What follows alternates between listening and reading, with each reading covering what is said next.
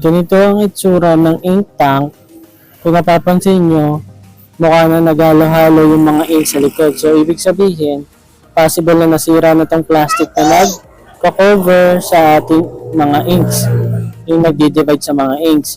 So, ang pinakagagawin natin dyan ay lilinisin na natin ang ink tank ng brother na printer natin.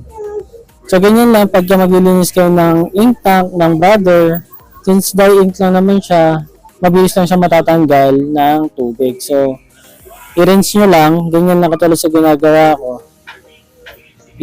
Sa running water po, matatanggal nyo po yung lahat ng ink dyan, basta tsagain nyo lang po. Tapos yan yung result kapag natapos nyo na linisan.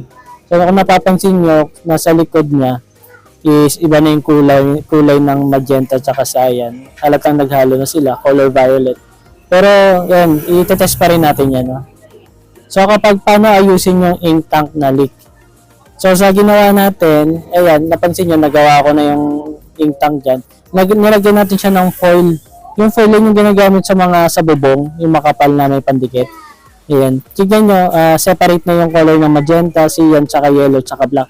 So, ibig sabihin, successful yung paggawa natin ng ink tank natin. No? Successful yung paglinis at pag-fix natin.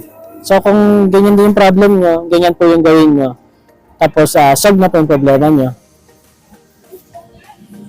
Ayan.